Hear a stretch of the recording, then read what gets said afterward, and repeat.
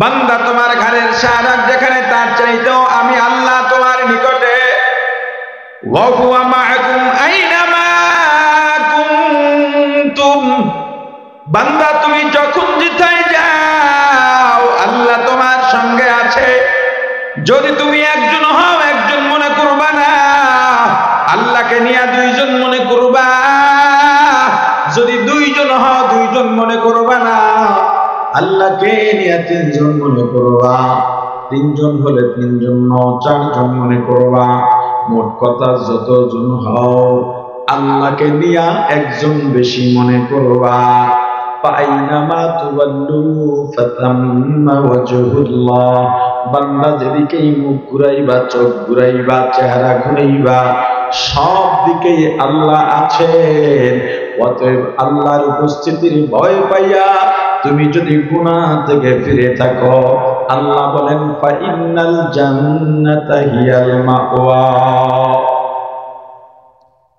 চোর চুরি করার জন্য রওনা হয়, অন্ধকার রাত, চুরি করলে কেউ দেখবেও না চুরির মাল সামনে আছে। চুরির মালামালগুলো বিক্রি করে টাকা হজম করবে, কেউ জানবেও না।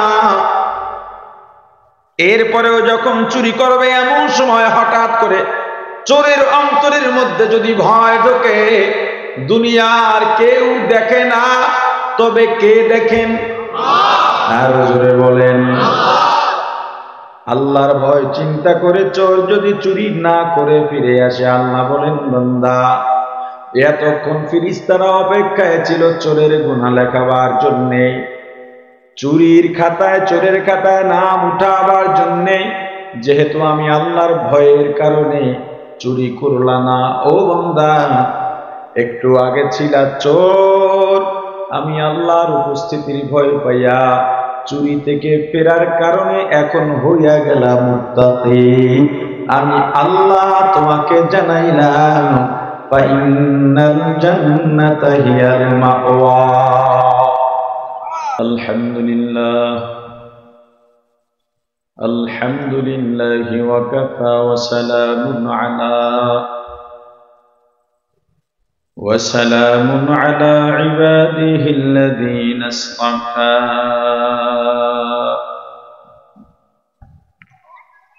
أما بعد فأعوذ بالله من الشيطان الرجيم.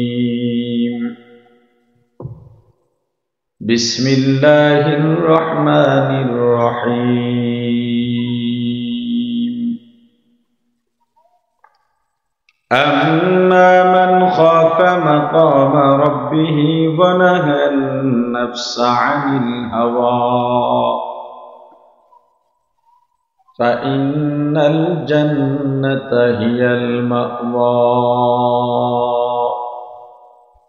صدق الله العظيم. درود شريف پڑھی. اللهم صل على محمد وعلى آل محمد كما صليت على إبراهيم وعلى آل إبراهيم إنك حميد مجيد. সবাই পড়ি اللهم بارك على محمد وعلى آل محمد كما باركت على إبراهيم وعلى آل إبراهيم إنك حميد مجيد. يا حي يا قيوم برحمتك استغيث أصلح لي شأني كله ولا تكلني إلى نفسي طرفة عين. الحمد لله. বগুড়ার অন্তর্গত ধুনট থানা সংলগ্ন মদিনাতুল উলুম কওমি মাদ্রাসা ও হযরত সুমাইয়া রাদিয়াল্লাহু তাআলা আনহা মহিলা মাদ্রাসার উদ্যোগে 18তম বার্ষিক ওয়াজ মাহফিলের প্রধান অধিবেশনের মহতরম সভাপতি মুআজ্জাজ মুকাররম হযরত উলামায়ে কেরাম, দূর দূরান্ত থেকে আগত ইসলাম প্রিয়, দ্বীন প্রিয়, মর্দে মুজাহিদ, আল্লাহ রাব্বুল আলামিনের আশিকিন, জাকিরিন, শাকিরিন মুসলমান ভাইয়েরা, কলিজার টুকরা সমবয়সী যুবক ও ছাত্র বন্ধুগণ, পর্দানিশী মা ও বোনেরা, আল্লাহ তাআলার দরবারে লাখ কোটি শুকর ও সুজুদ, যেই মহান রব্বুল আলামিন আমাদেরকে হায়াত তৈয়বা দান করে দুনিয়ার জান্নাতের বাগান কোরআন ও সুন্নাহর আলোচনার এই মুবারক মজলিসে আশা ও বসার মতো তৌফিক দান করেছেন, আলোচনা শোনার মতো সুযোগ করে দিয়েছেন, এজন্য শুকরিয়া আদায় করি আলহামদুলিল্লাহ। আমরা দুনিয়াতে আসার আগে কোথায় ছিলাম বলতে পারেন? বলেন। মানে এটা আমরা জানি না যে কোথায় ছিলাম। ওসি সাহেব এই থানায় আছেন, উনি এখানে আসার আগে এখানে ছিলেন না, এটা যদি ওনার জানা না থাকে তা কিসের ওসি? কথা কয় না। আমি আপনার এখানে আসার আগে কোথায় ছিলাম বা থাকি কোথায়, এটা আমি যদি না জানি তাহলে আমি কি সুস্থ মস্তিষ্কের মানুষ? আপনারা আমরা দুনিয়াতে আসার আগে কোথায় ছিলাম এটা জানি না, অথচ এটা জানা আপনার আমার জন্য কর্তব্য। আমরা দুনিয়াতে আসার আগে জান্নাতে ছিলাম। কোথায়? কি ব্যাপার সবাই বলেন না? সবাই বলেন। এই জান্নাতে ছিলাম, এই কথাটা সত্য না মিথ্যা? সত্য সাক্ষী দিতে কষ্ট হয় আপনাদের? আমরা ছিলাম কোথায়? এখন আছি কোথায়? দুনিয়া থেকে আবার যাব কোথায়? আরে জান্নাতে যাব। জান্নাতে যাওয়ার আগে ঘাটি আছে, কবর, মিজান, পুলসিরাত, সেটা ভিন্ন কথা, কিন্তু যাব কোথায়? জোরে। আমি যদি বারবার আপনাদের কাছে বলি, বলেন, জোরে বলেন, এটা কি সুন্দর দেখায়? তাও বলে না।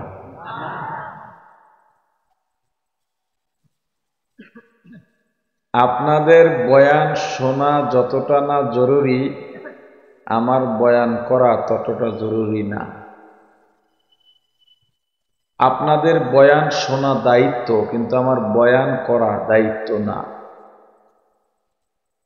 কথা বুঝেন? তাও কয় না। আমি কুয়াকাটা থেকে এখানে এসে বয়ান করা আমার জন্য ওয়াজিব, কিন্তু দিন শেখার নিয়তে আপনার বয়ান আমেরিকা গিয়ে শুনলেও শুনতে হবে।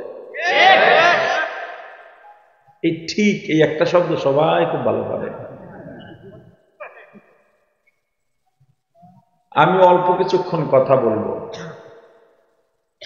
এখন আপনারা বলবেন, হুজুর তাহলে কেমন হইল? আমরা তো বেশিক্ষণ আলোচনা শোনার জন্য বসে রয়েছি। এটা আপনাদের বলাটা যৌক্তিক।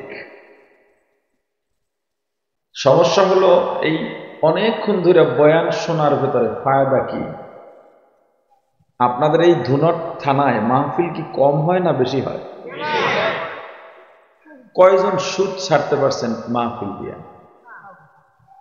কয়জন সুন্নত ধরছেন? কয়জন পরের হক নষ্ট করা বাদ দিচ্ছেন? কয়জন নিজের সন্তানকে মাহফিল থেকে গিয়ে নেশাদ্রব্য থেকে ফিরাইতে পারছেন? এই ঘন্টার পর ঘন্টা বয়ান শুনতে চান, এটা দ্বীনের স্বার্থে না, এইটা তৃপ্তি মিটাইতে শোনেন। এজন্য বয়ান অল্প হইলে কয়, হুজুর তৃপ্তি মেটে নাই। তৃপ্তি মিটাইবেন এক পেট খাইয়া, অন্তরের তৃপ্তি মিটাইবেন আমল কইরা, শুইনা না, শুইনা না কইরা, জোরে কইরা। আর আমি যে অল্প বয়ান করব এটাই যৌক্তিক, কারণ আমার এখানে বাদ মাগরিব বয়ান ছিল, আমি আমার টাইম মতো চলে আসছি। এখন তাদের মাদ্রাসার টাকা যা আছে একটু চাইছিল কালেকশন করবে, তা তো আপনারা দেন নাই, সেইটা তো আর দায়ভার আমার না। এরপরে আর একটা বয়ান আছে শহরে, ওইটা বাদেশা বয়ান, কারণ আমি রাত 10টার পরে 1 মিনিট স্টেজে থাকি না। আমার আগার হুজুর বলছেন যে বক্তারা যে সিস্টেমে ওয়াজ করে আমি সেই সিস্টেমে করি না। মাহফিলকে আমি ব্যবসাও বানাই নাই, রুসুমও বানাই নাই, কামাইয়ের মাধ্যমও বানাই নাই। দিনই দাওয়াতের জন্য আসি, কোনো দলিল উদাহরণ আমার সাথে দিলে লাভ হবে না। অমুক হুজুর রাত 12টা পর্যন্ত করে, অমুক পীর সাহেব এত পর্যন্ত করে, এটা আমার বলে লাভ নাই। আমি জানি, ওই হুজুররাও জানে, রাত 10টা কেন, এশার পরেই কোনো আলোচনা করা ঠিক না, এটা শরীয়ত। এই জন্য ওটাতে তো যেতে হবে, ওটা মূল মাহফিল ছিল, সেখান থেকে আপনারা একটু সাইড কালেকশন লইছে। এখন এই যে মাহফিলগুলো দেখেন, এই কথাগুলো কেন বলি, মাগরিবের আগে আগে কি আলোচনা করছে জানি না। আমার সাথে আরো কয়েকজন হুজুর ছিলেন, এখানে যিনি বয়ান করছেন এতক্ষণ উনিও ছিলেন। আপনাদের এদিকে যে বিল আছে, এদিকে নেমেছিলাম আমরা, ওখানে থেকে শুনতে শুনতে এত দূর আসছে। আমি কিন্তু বয়ান শুনছি, সবাই কথা বলছে, আমি আমার কান বয়ানে। আমি জানি না যিনি বয়ান করছেন আলেম কি না নাকি, আমি জানি না। এমন একটা অপব্যাখ্যা করছে কোরআনের, আমার তো এলাকা না, উচিত ছিল তখনই তাকে বয়ান থেকে নামাইয়া দেওয়া এবং আলেমদের আইন জারি করা, ও যেন কোথাও আর বয়ানে না উঠতে পারে। আমি যে এই কথাটা বললাম, ওই হুজুরকে আমি চিনি? আরে কথা বলেন না কেন ভাই, আশ্চর্য ব্যাপার। আমি কি ওই হুজুরকে চিনি? চিনি না। যাকে চেনে না তার সাথে কোনো শত্রুতা থাকে? এই ভাইরে আমি চিনি না, ওনার সাথে আমার শত্রুতা আছে? কিচ্ছু নাই। উনি যদি হুদে আমার নামে 2টা মামলা দিত, এরপর কোর্ট থেকে রিমান্ড মঞ্জুর করাইয়া থানায় আইনা হুদে আমারে নির্যাতন করত, তাহলে চিনতাম, এরপর সব জায়গায় ওনার বদনাম লিখতাম। বিষয়টা তো এরকমই হয়, ঠিক না? যে হুজুর বয়ান করছে তারা তো আমি চিনি না, যেহেতু চিনি না সেহেতু তার সাথে আমার শত্রুতারও কোনো কারণ। উনি বয়ানে যেই অপব্যাখ্যাটা করছেন সেটা হলো লা ইকরাহা ফিদ্দীন। আয়াতুল কুরসি পড়ি না আমরা, ওই আয়াতুল কুরসি যেখানে শেষ করি পরের আয়াত এটা।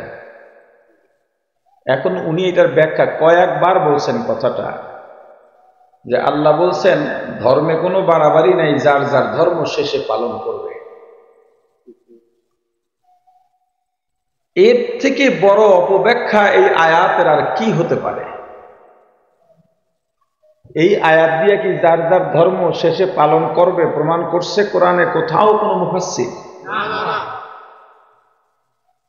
উনি বললেন, এটা কয়েকবার বললেন যে যার যার ধর্ম শেষে পালন করবে, ধর্ম নিয়ে বাড়াবাড়ি চলবে না।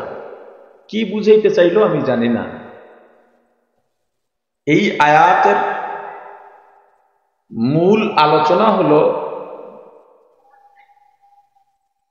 জোর করে কাউকে দিন মানানো যাবে না। আপনি নামাজ পড়বেন, এই দাওয়াত আমি আপনাকে দেব, জোর করে আপনাকে মসজিদে নিয়ে যাব না। আপনাকে রোজার দাওয়াত দেব, কিন্তু জোর করে রোজা রাখাবো না। আপনি জিকিরের দাওয়াত পাবেন, কিন্তু আপনাকে জোর করে জিকির করাবো না। এই যে আপনাকে জোর করব না, সেটা আপনাকে, কিন্তু আপনি যদি আমার ছেলে হন, জোর না মায়ের দিয়ে আপনাকে নামাজ পড়াতে হবে। যদি আপনি আমার স্ত্রী হন, জোর করে নামাজ পড়াতে হবে, না পড়লে তালাক দিতে হবে। যদি আপনি আমার ছাত্র হন, জোর করে আপনাকে আমার নামাজ পড়াতে হবে, না হয় আমার স্কুল মাদ্রাসা থেকে নাম কেটে দিতে হবে। যদি আপনি আমার মুরিদ হন, আপনাকে জোর করে নামাজ পড়াতে হবে, না হয় আপনার মুরিদগিরি কেটে অন্য জায়গায় পাঠিয়ে দিতে হবে। আপনি স্ত্রীও না, সন্তানও না, ছাত্রও না, মুরিদও না। এই আপনার জন্য এই আয়াত আপনাকে জোর কইরা জবরদস্তি কইরা কিছু করানো যাবে না। এই আয়াত আইলো কোত্থেকে? কোন এক সাহাবী জোর কইরা কাফেরের কালেমা পড়াইতে চাইছিল, তখন বলছেন না, জোর করে কালেমা পড়ানো যাবে না। এখন যদি বলি ধর্মে বাড়াবাড়ি নাই, যার যার ধর্ম শেষে পালন করবে। কি এক অবস্থা! এই স্টেজে বসা আমি যে মাহফিল বাদ দিয়েছি, কি মনে হয় আপনাদের একজন মানুষ জনপ্রিয় হওয়ার জন্যে, পরিচিতি পাওয়ার জন্য কত পরিকল্পনা করে, কত কায়দা করে। অনেক ওয়াইজরা, এটা দোষের আমি বলতেছি না, দোষগুণ সেটা আপনাদের ব্যাপার, আমি শুধু অবস্থাটা বলতেছি। অনেক ওয়াইজরা ক্যামেরাওয়ালাদের ভাড়া করে, একটা মাহফিল রেকর্ড করে দেবে, এরপর তার চ্যানেলে ছাড়বে, জন্য 3000, 5000, 10,000 টাকা দেবে। কেন এটা করে? পরিচিতি পাওয়ার জন্য, জনপ্রিয়তার জন্য, মাহফিলের দাওয়াত বাড়বে এই জন্য। এটাই তো কথা বলে না? আপনাদের দোয়ায়, আপনাদের কারণেই, আল্লাহর দয়ায় ওই জনপ্রিয়তা, ওই পরিচিতি বিপুল পরিমাণে আমার আছে। আজকেও এখানে নাম্বার চাইছে, দাওয়াত চাইছে, কত ভাবে। দাওয়াত যদি আমার দরকার হইতো, দাওয়াত দিতাম না, তাদের নিতাম না? আছে এখানে তারা, আমি বুঝি কোনোভাবেই সম্ভব না, ওইটা চলে আসছে এখানে। এই আপনাদের অতিথিও ছিলেন আমার সাথে তখন। এমন কজন কোরবানি করতে পারবে বলেন, যে দৈনিক 1.5 লাখ 2 লাখ টাকা মাহফিল দিয়া বিনা পুঁজিতে কামাই করতে পারে? সেই মানুষটা মাহফিল ছেড়ে দিছে, আর সেই মানুষটা আমি।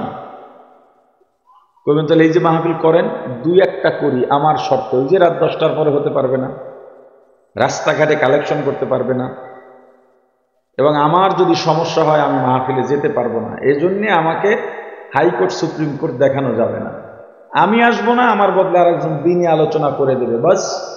শ্রোতারা মানবে না, এই শ্রোতাদেরকে মানানোর দায়িত্ব এই কমিটির, যে কোনো কমিটির। যে ভাই একজন আলেম আসে না, আর একজন বয়ান করবে, সমস্যা কি? আপনারা যদি বয়ানের জন্যই আসেন, আপনাদের তো অভিযোগ থাকার কথা না। তাহলে আপনারা কেন চিল্লাপাল্লা করেন, গ্যাঞ্জাম করেন, গালাগালি করেন? কারণ আপনারা ওয়াজে আসেন না, আপনারা সুরের ক্ষুধা মিটাইতে আসেন। আমরা আসি ওয়াজ করতে কামাইয়ের মাধ্যম হিসেবে, আর কমিটিও মাহফিল করে দ্বীনের জন্য না, অন্য কোনো কারণে, যার জন্য এত মাহফিল হয়, কিন্তু আপনার ছেলে ভালো হয় না, আপনি ভালো হন না, মসজিদে মুসল্লি বাড়ে না, এই বহু ব্যাপার আছে। কথা বুঝছেন? এই 2-1টা করি ওই শর্তে। কিন্তু আমি মনে করি মাহফিল আমার দ্বারা খেয়ানত হয় কিনা নিজেকে অত যোগ্য মনে করি না। এখানে বসে যদি কেউ কোরআন হাদিস না জানে, কোরআন হাদিস বলার দরকার নাই। মুরব্বীদের, বুজুর্গানে দিনের কিতাব আছে, বাংলা কিতাব, পড়ে পড়ে ওগুলাই বলুক। কোরআন হাদিসের আয়াত ব্যাখ্যা করার দরকার নাই, আয়াতের ব্যাখ্যা করার দরকার নাই। জানলে না করব, না জানলে কেন করতে গিয়া ভুল করব? ভাই, আমি কি বুঝাইতে পারছি? আচ্ছা এবার বলেন, আমরা ছিলাম কোথায়? আরো জোরে। এখন আছি কোথায়? আবার কোথায় যাব? এই জান্নাতে যে যাব, চাইলেই কি জান্নাত পাওয়া যাবে? আল্লাহ বলেন 2টা গুণ অর্জন করো। কয়টা? 2টা গুণ অর্জন করলে আমি আল্লাহ নিজে ঘোষণা দিলাম তোমাদের ঠিকানা জান্নাত। কয়টা গুণ? 1 নাম্বার গুণ, আম্মা মান খাফা মাকাম রাব্বি, যারা আল্লাহর সামনে দাঁড়ানোকে ভয় পায়। আল্লাহর সামনে দাঁড়ায় কিভাবে জীবনের হিসাব মিলাবো? জীবনে তো কম গুনাহ করি নাই, এই ভয় যারা গুনাহ করে না, আল্লাহ বলেন ফাইনাল জান্নাতা হিয়াল মাওয়া, হে মুত্তাকি তোর জন্য আমি আল্লাহ ঘোষণা দিয়া দিলাম জান্নাত। আল্লাহর উপস্থিতির ভয়। একটা ভয় হলো কিয়ামতের ময়দানে আল্লাহর সামনে দাঁড়ায়া জীবনের হিসাব কিভাবে মিলাবো। আর একটা ভয়, দুনিয়ায় সব জায়গায় আল্লাহ আছেন না নাই? আরো জোরে বলেন। আল্লাহ রাসূলকে ডাক দিয়া বলেন, পয়গম্বর, আপনাকে যদি আমি আল্লাহর অবস্থান সম্পর্কে কেউ জিজ্ঞেস করে বা জানতে চায়, আপনি বলে দেন ফাইন্নী করিব, আমি আল্লাহ অতি নিকটে। আল্লাহ কাছে না দূরে? আরো জোরে বলেন আল্লাহ কতটা কাছে। অন্য আয়াতের মধ্যে আল্লাহ জবাব দেয়া বলেন নাহনু আকরাবু ইলাইহি মিন হাবলিল ওয়ারিদ।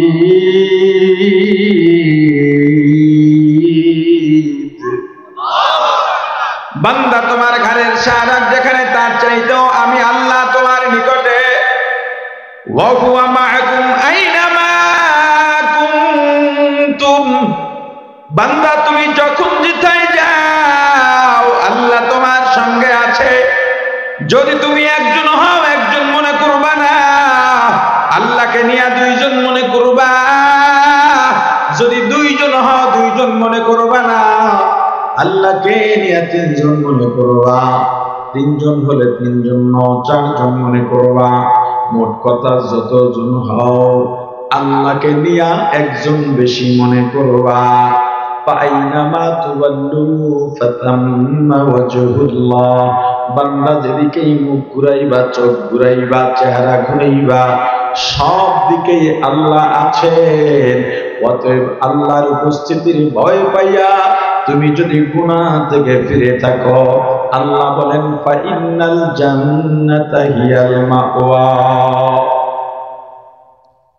চোর চুরি করার জন্য রওনা হয়। অন্ধকার রাত, চুরি করলে কেউ দেখবেও না চুরির মাল সামনে আছে। চুরির মালামালগুলো বিক্রি করে টাকা হজম করবে, কেউ জানবেও না। এরপরেও যখন চুরি করবে এমন সময় হঠাৎ করে চোরের অন্তরের মধ্যে যদি ভয় ঢোকে, দুনিয়ার কেউ দেখে না, তবে কে দেখেন? আর জোরে বলেন আল্লাহর ভয় চিন্তা করে চোর যদি চুরি না করে ফিরে আসে, আল্লাহ বলেন বান্দা এতক্ষণ ফেরেশতারা অপেক্ষায় ছিল চোরের গুনাহ লেখাবার জন্যে, চুরির খাতায় চোরের খাতায় নাম উঠাবার জন্যে। যেহেতু আমি আল্লাহর ভয়ের কারণে চুরি করলা না, ও বান্দা একটু আগে ছিলা চোর, আমি আল্লাহর উপস্থিতির ভয় পাইয়া চুরি থেকে ফেরার কারণে এখন হইয়া গেলাম মুত্তাকি। আমি আল্লাহ তোমাকে জানাইলাম ফাইন্নাল জান্নাতা হিয়াল মাওয়া। আমিরুল মুমিনিন খলিফাতুল মুসলিমিন হযরত ওমর রাদিয়াল্লাহু তাআলা আনহু, ইসলামের দ্বিতীয় খলিফা, অর্ধ পৃথিবীর শাসক ছিলেন। পৃথিবীর কতটার শাসক? অর্ধেক পৃথিবী কর্তৃক হবে, বগুড়ার থেকে তো ছোট হওয়ার কথা না। হ্যাঁ, অর্ধেক পৃথিবী, এই পৃথিবীর যতটা আয়তন আছে এর অর্ধেকটা শাসন করেছেন সাইয়েদুনা হযরত ওমর ফারুক রাদিয়াল্লাহু তাআলা। দেখেন এত বড় মানুষ, যে দুনিয়ার মধ্যে জান্নাতের সুসংবাদ পাইছেন। একদিন এশার নামাজের পর আত্মসমালোচনা করতেছেন, আমার তো ভুল হতেই পারে, আমি মানুষ, ভুল ছাড়া মানুষ নাই, ভুল হয় না নবীদের। আমি যেহেতু মানুষ, আমার ভুল হতেই পারে, কিন্তু আমার ভুল তো আমাকে কেউ ধরায় দেয় না, সমালোচনাও করে না, যেহেতু আমি আমাকে ভয় পাইতে পারে। এভাবে যদি হয়, আমার ভুল যদি কেউ শুধরাইয়া না দেয়, আমি শুধরাবো কিভাবে? সিদ্ধান্ত নিলেন মানুষের বাড়ির পাশ দিয়ে যাবেন অন্ধকারে একা একা, কেউ যেন টের না পান। বাড়িতে গিয়া কান লাগাবেন কথার আওয়াজ পাইলে, কে কি বলে সুয়ালে মুকদ্দার বলবেন। কারো বাড়িতে তো আড়ি পাতা জায়েজ নাই। আড়ি পাতা বুঝেন? এক বাসায় তারা কি বলে একটু শুনি, এটা কি নাই? জোরে বলেন। 4-5 জন এক জায়গায় বসে রয়েছে, পিছন থেকে একজন কয়েকটু দূর থেকে দাঁড়া দিয়ে দেখতো কি বলে, এটা কি নাই? এই যে মোবাইল চালান না সবাই, অটো রেকর্ড আছে না আপনাদের? অনেকের আসেনি, এটা কেটে লেন, এটা কিন্তু জায়েজ নাই। অটো রেকর্ড, আপনি আর একজনের কল অটো রেকর্ড করে ফেলাইতেছেন তারা ধরার জন্যে। এটা আপনার আর তার কথাবার্তা, দেখা যায় আপনি প্রকাশও করে দিচ্ছেন। এটা কি নাই? আরে কথা বলে না, কি নাই? হ্যাঁ, রেকর্ড করতে পারবে কারা? যারা বিচারক, তারা সমাজে যারা বিচারক তারা করতে পারবে না। ওই ওসি সাহেবও চাইলে করতে পারবে, কিন্তু আমার কল না, আপনার কল না। যে আসামি তার গতিবিধি লক্ষ্য রাখার জন্যে করতে পারবে, কিন্তু প্রকাশ করতে পারবে না, এইটা তারা বোঝার জন্যে তার শাস্তিটা কি হতে পারে বা অপরাধী কিনা সেটা ধরার জন্য পারবে। কোর্টেও প্রেস করতে পারবে বিচারের জন্য, বিচারক করতে পারবে কিসের জন্য? কথা বলে না, কিসের জন্য? বিচারের জন্য। আপনার কাছে একটা মোবাইল দিছে, মোবাইলটা পাইছি, খুলতে যদি পারেন কোনো মতে, এবার কিসের মধ্যে ঢোকেন? কেন? ওটার মধ্যে কি খুঁজেন আপনি? বলেন কি খোঁজেন? এটা আর করবেন? কথা কয় না, এগুলো জায়েজ নেই। তো হযরত ওমর এত বড় মানুষ এইভাবে আড়ি পাতবেন, এটা কিভাবে হয়? এটা তো জায়েজ নাই।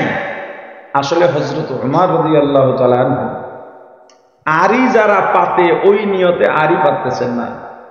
তিনি দেখবেন কারা সমালোচনা করে, সমালোচনা শুনলে যদি দেখেন এই ভুল তার মধ্যে আছে, তাহলে তিনি সংশোধন করে নেবেন, এই নিয়তে। এজন্য বয়ানে বলেছিলাম বারবার, জুলাই গণ অভ্যুত্থানের আগে যে যারা আছেন নেতারা, ছদ্মবেশে একটু বাসে ওঠেন, চা স্টলে বসেন, দেখেন আপনাদের নিয়ে জনগণ কি বলে, জনগণের ভাষা বোঝার চেষ্টা করেন। আর এখনো যারা ক্ষমতায় না এসেই মনে করতেছেন ক্ষমতা পেয়ে লাইছেন, আপনারাও এত অতিরিক্ত না করে আপনারাও জনগণের কাতারে গিয়ে শোনেন এই অল্প সময়ের মধ্যে আপনাদের ব্যাপারে জনগণের কি মন্তব্য। আমিরুল মুমিনিন খলিফাতুল মুসলিমিন হযরত ওমর রাদিয়াল্লাহু তাআলা আনহু কইবেন, হুজুর আপনি এই ওয়াজ করতেইছেন, আপনি ওয়াজ করেন, আবার এই অভ্যুত্থানে গেলেন কেন? এই অভ্যুত্থানের আমি একজন সহযোদ্ধা। কি ফেসবুক দিয়া? কেমনে? বাস, এর চেয়ে বেশি কল লাগবে না। আমরা তো জীবনের মায়াতে কি মনে করেন মিয়া, এই যে নামছি, যদি এই অভ্যুত্থানে সফল না হইতাম, না থাকতাম আমি, না থাকতে আমার বাঁশ, না থাকতো বাঁশি, আর না বাঁচতে বাঁশ, আমার কোম্পানি শেষ হয়ে যেত, আমার প্রতিষ্ঠান শেষ হয়ে যেত, পাসপোর্ট লগে ছিল, চেষ্টা করতাম আর কি। যদি চেষ্টায় সফল না হইতাম, হয়তো আয়না করে নাহলে ফাঁসির কাজটা থাকা লাগতো। এটা তো আপনাদের এই আস্ফালন দেখার জন্য আমরা জীবনের ঝুঁকি নিয়ে এটা করি নাই। আমরা একটা শান্তিপূর্ণ সৌহার্দ্যের দেশ চাই, রাষ্ট্র চাই, সবাই মিলেমিশে সুন্দর একটা রাষ্ট্র আমরা চাই, যেখানে যার যার কথা বুক ফুলিয়ে বলতে পারবে, মুখ খুলে বলতে পারবে, কারো অধিকার হরণ হবে না, কারো হক নষ্ট হবে না, কারো ভয় দিন যাপন করতে হবে না। আমার জমি আমি ধরে রাখতে পারতেছি না, কি একটা অবস্থা, পজিশন নিয়ে যাইতেছে। সবাই মিলেমিশে চলবো, এই চিন্তায় আপনারা ভবিষ্যৎ জীবনের পরিকল্পনা সাজান। অন্য চিন্তায় পরিকল্পনা সাজাইলে যেই ছেলেরা, যেই সাধারণ জনতা জীবনের মায়া ত্যাগ করে, জীবন দিয়ে রক্ত দিয়ে আন্দোলন করতে পারছে, ওরা আরো একবার করতে পারবে। প্রাণের ভাই আমার, হযরত ওমর রাদিয়াল্লাহু তাআলা আনহু যেই ঘরেই কান লাগান, যেখানেই তাকে নিয়ে আলোচনা হয়, শুধু প্রশংসা হয়, কেউ বদনাম বলে না। ফজরের আগে আগে বিদায়ের পালা, যাওয়ার সময় একটা ছোট্ট ঝুপড়ি ঘর, মা মেয়ে কথা বলতেছেন, সেখান থেকে রোমার শব্দ শোনা গেছে। হযরত ওমর দাঁড়িয়ে গেলেন, ব্যাপার কি? ওমর শব্দ যেহেতু আছে, নিশ্চয়ই আমাকে নিয়ে আলোচনা করতেছে, দেখে কি আলোচনা করে। হযরত ওমর দাঁড়িয়ে গেলেন, মা মেয়েকে ডাক দিয়ে জিজ্ঞেস করতেছে, হে মা, বকরির দুধ দহন করছনি? মেয়ে বলে, করছি, কিন্তু দুঃসংবাদ। বলে কি? প্রতিদিনের থেকে আজকে দুধ কম হয়েছে। মা বলে, সর্বনাশ, তাহলে আমাদের নিয়মিত কাস্টমার যারা আছে তাদের একজনকে আমরা দুধ দিতে পারবো না, অন্য জায়গায় গিয়া দুধ নিয়া কাস্টমারটা আমরা হারাতে হবে। মেয়ে বলে তাহলে কি করা যায়? মেয়ের মা বলে টেনশন নাই, আজকে দুধে একটু পানি মেরা দাও। দুধে পানি মিশানোর মতো বুজুর্গ আপনাদের এই অঞ্চলে নাই। ওটা বুজুর্গ না বুজুর্গ? কথা বলে না। দুধ আর মধু এটা জান্নাতি খাবার। কি খাবার? এমন একটা খাবারে আপনারা কিভাবে পানি মিক্স করেন, চিনি মিক্স করেন, কিভাবে ধোকা দেন মানুষকে? আপনি কত নিচ মানসিকতার মানুষ বলেন। মধুওয়ালা মধু নিয়ে আসে, মধু লাগবে মধু। আপনি মধু পাগল মানুষ, দৌড়ে নামলেন, দেখলেন বালতি ভরা মধু আছে, মধু মৌমাছির চাকও আছে, 2-4টা মৌমাছিও আছে। জিজ্ঞেস করলেন, হে মৌওয়ালা, বলো তোমার মধু সলিড কিনা?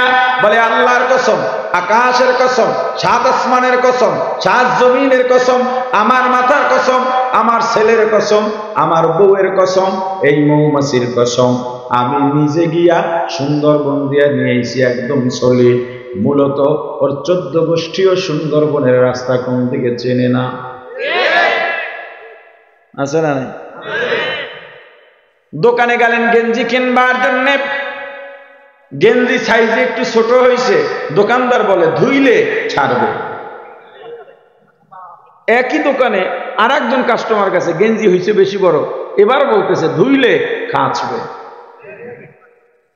এগুলো কইরেন না, মানুষকে ঠকাইয়েন না। রুটির দোকানে গেছেন, এই রুটি কবে? ওই মাত্র দিয়ে গেছে, ওই যে সাইকেলওয়ালা যায়, অথচ রুটি 3 দিন আগে। আপনি রুটি ধরলেন, দেখলেন শক্ত, কিরে ভাই রুটি শক্ত? কয় দূর মিয়া, শীতের দিন মানুষ যায় শক্ত হইয়া পরে রুটি। এই মিথ্যা বইলা মানুষকে পচা গান্ধা জিনিস খাওয়ায় আমার দেশের মানুষ। আরে কার কথা বলবো? ঔষধ খায় মানুষ কিসের জন্য?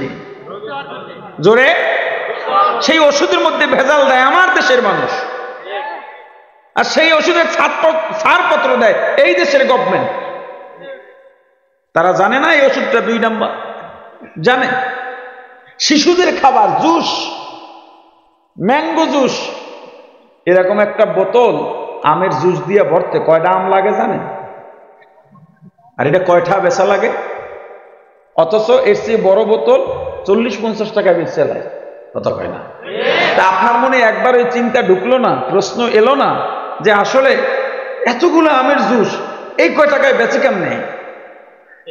সব পচা মিষ্টি কুমড়া আর কেমিক্যাল। শিশুদের খাবারে যে এই দেশে ভেজাল দেয়, এই দেশে নীতির কথা বইলে আর কি হবে? গোড়াই তো সমস্যা।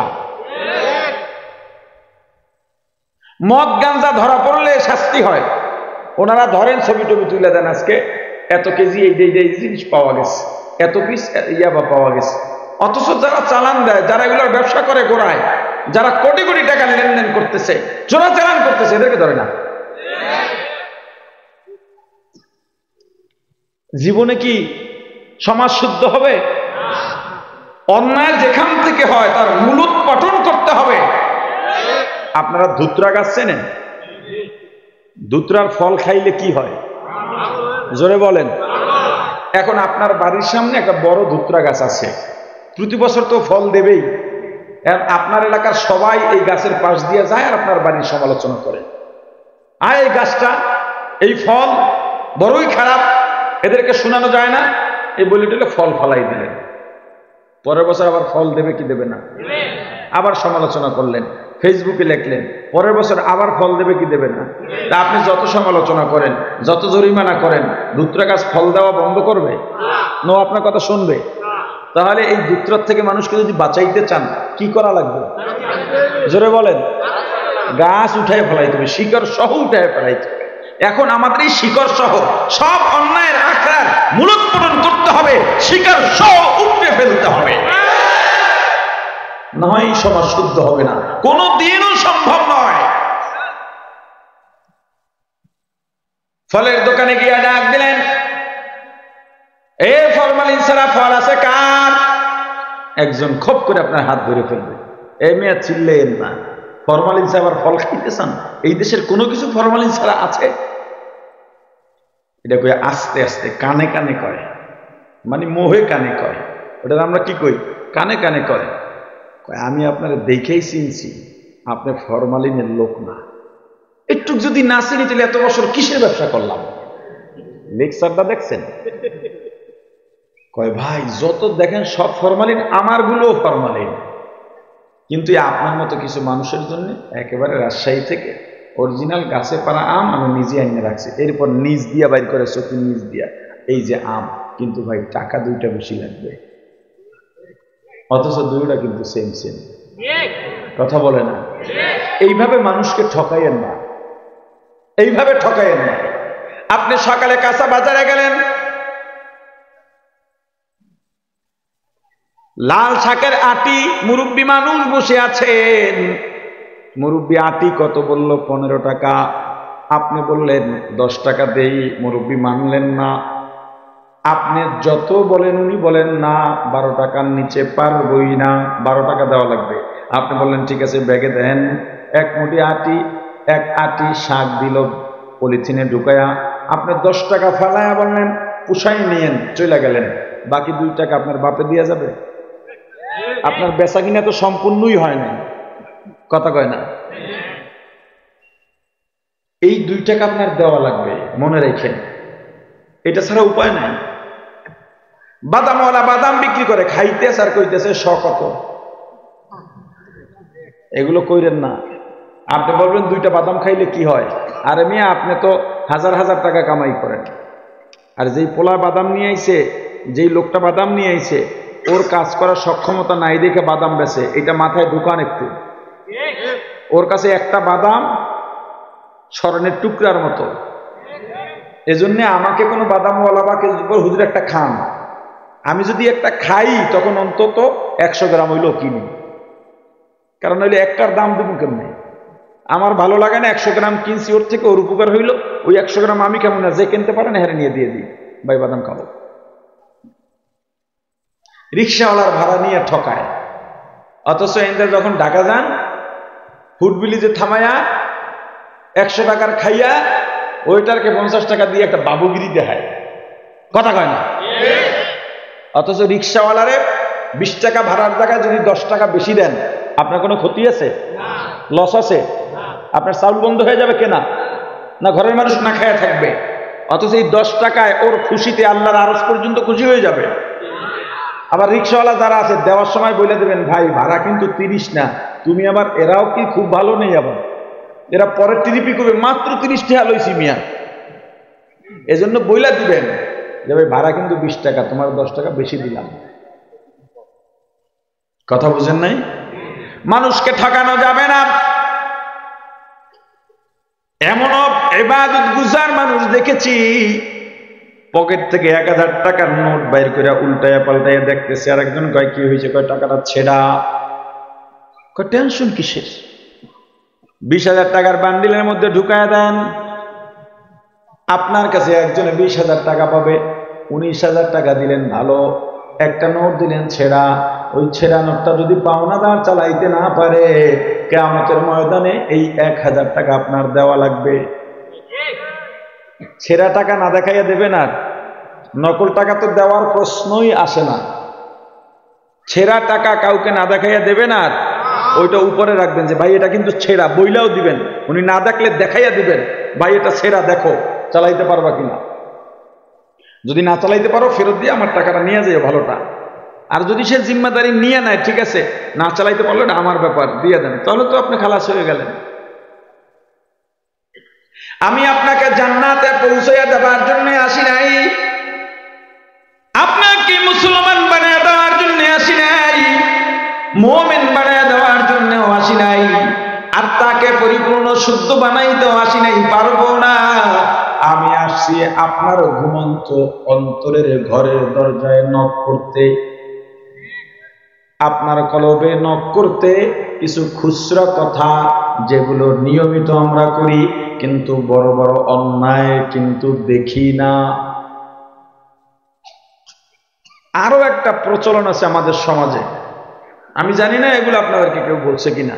আপনি একটা দোকানে গেছেন, বাজার করছেন 48 অথবা 98 টাকার 100 টাকার নোট দিচ্ছেন, কয় টাকা পাবেন?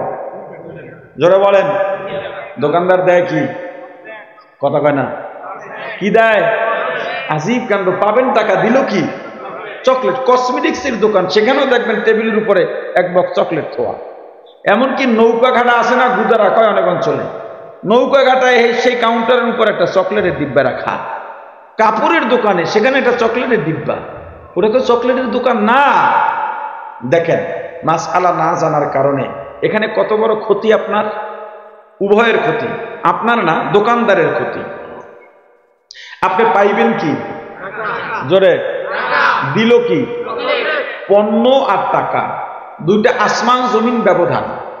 টাকা দিয়া ওই টাকার পরিমাণে যে কোনো চাহিদা পূর্ণ করা যায়, কিন্তু চকলেট দিয়া আমি 2 টাকা দিয়া দোকানে গেলে একটা ব্লেড কিনতে পারি, 2টা সুই কিনতে পারি, একটু সুতা কিনতে পারি। আপনি একটা দোকানে গিয়ে চকলেট দিয়ে যদি বলেন ভাই আমার একটা সুই দাও, দেবে? দেবে? আমি পাবো টাকা, দিলেন চকলেট। আপনার সঙ্গে তো বেচা কিনার চুক্তি আমার আগেই শেষ, তাহলে এখন চকলেটটা দিলেন কিসের বলে? বুঝলাম, ধরে নিলাম দিছেন, কিন্তু চকলেট তো 2 টাকা না, আপনার বিক্রয় মূল্য 2 টাকা। আমি তো আপনার কাছে খালেস কামেল 2 টাকা পাবো। চকলেট আপনার কেনার রেট তো মাত্র 1 টাকা 50, 60, 70 পয়সা, বাকি 30 পয়সা দেবে কে? কথা কয় না। বরং ক্রেতা যদি বলে ভাই চকলেট নেব না, কিছু কিছু দোকানদার এত কঠিন, কয় চকলেট না নিলে বাজার ফিরাইয়া বাকি টাকা লইয়া যান। প্রথমে বলে খুচরা নাই, এবার বাকিটা লইয়া যান। অথচ যদি একটু অলসতা ভেঙে বলে ভাই 2 টাকা তো নাই, একটা চকলেট নেন, আপনি প্রস্তাব দিলেন দোকানদার হইয়া, ক্রেতা যদি বলে ঠিক আছে দেন, আরো একটা ব্যবসা সম্পাদন হয়ে গেল, হালালও হয়ে গেল, সওয়াবও হয়ে গেল।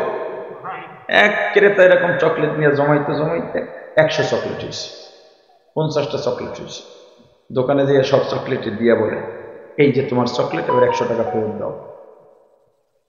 এখন তো আর তোমার কাছে খুচরা নাই বলতে পারবো না, কিন্তু দোকানদার এখন আর দেয় না। কি ভেজাল আছে না নাই?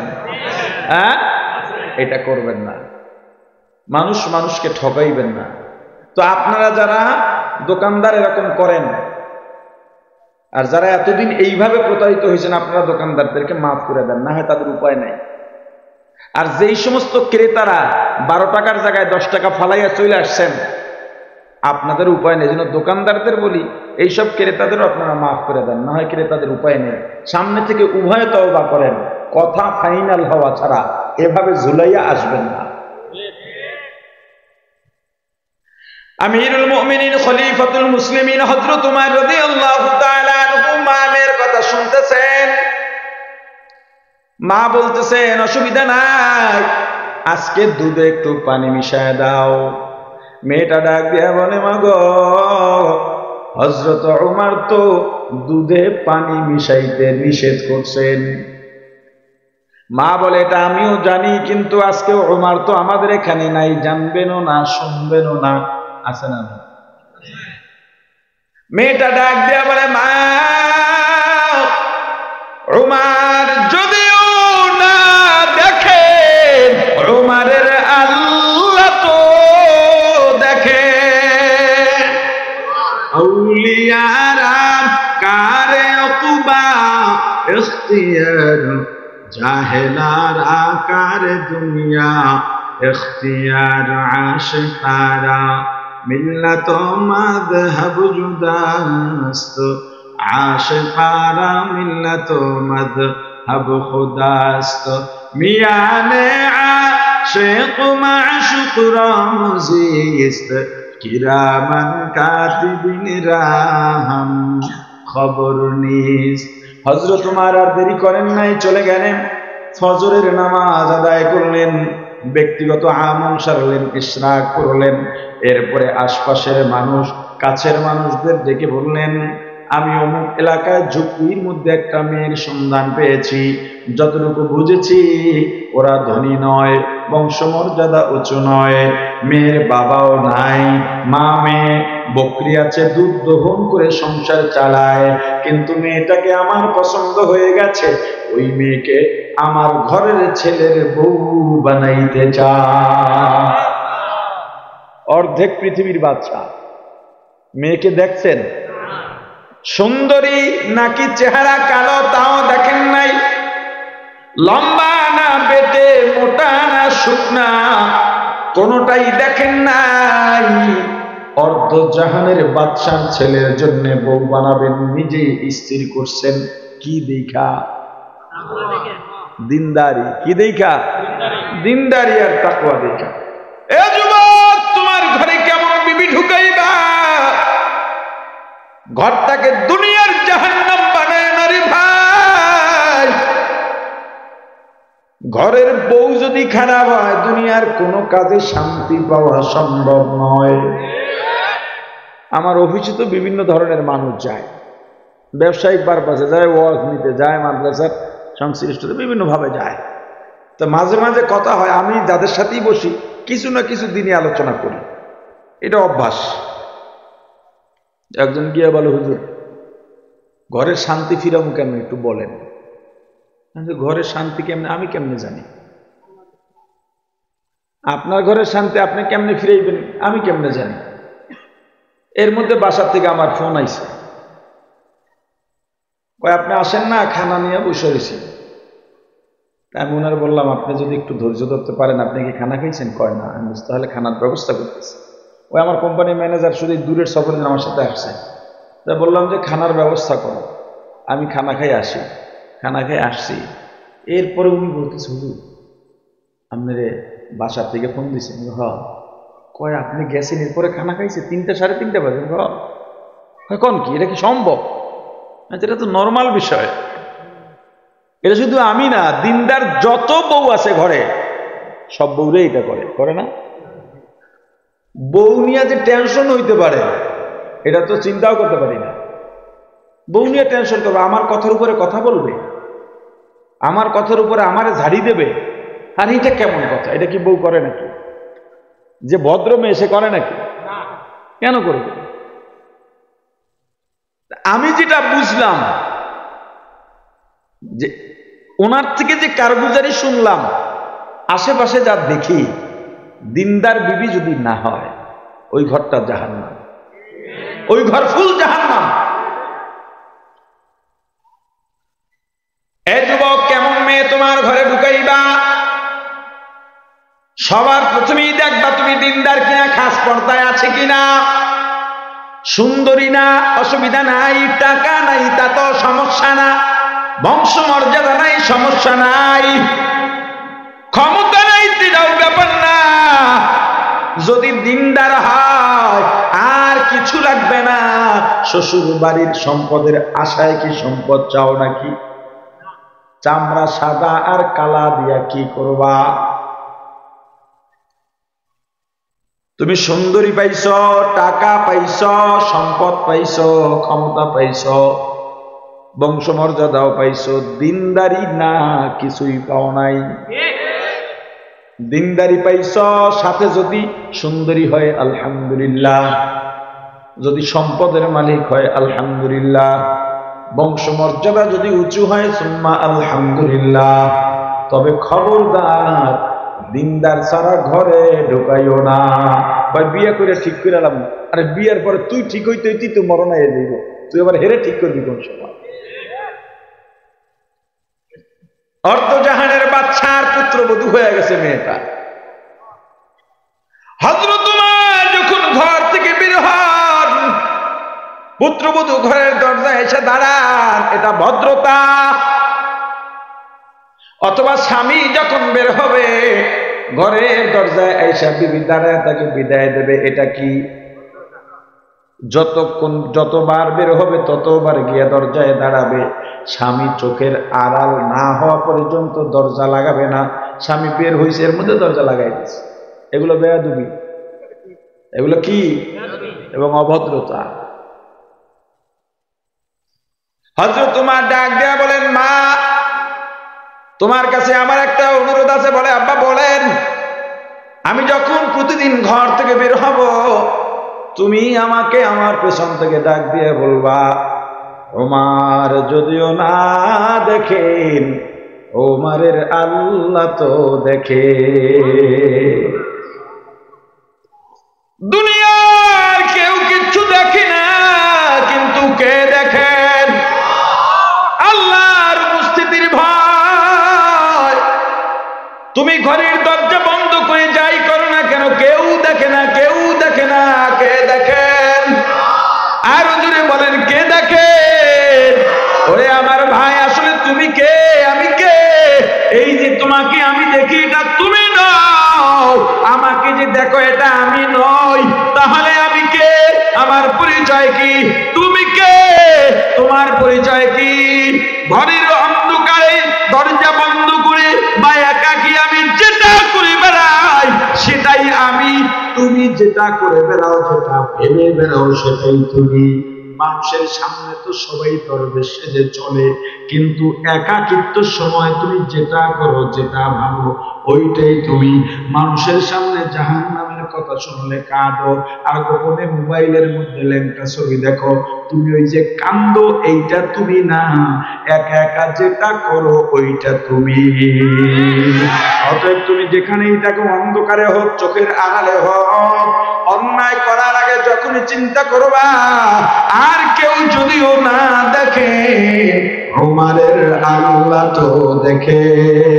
এই চিন্তা করে যদি গুনাহ থেকে ফিরতে পারো, আল্লাহ বলেন, ফাইনাল জান্নাতা হিয়াল মাওয়া। হে মুত্তাকি, আমি আল্লাহ তোর জন্য জান্নাত ঠিকানা বানায়া দিলাম। জান্নাতীদের 2 নাম্বার গুণ, নাহান নাফসা আনিল হাওয়া, মনের খাহেশাতের বিরুদ্ধে কাজ করা, মনের বিরুদ্ধে নয়।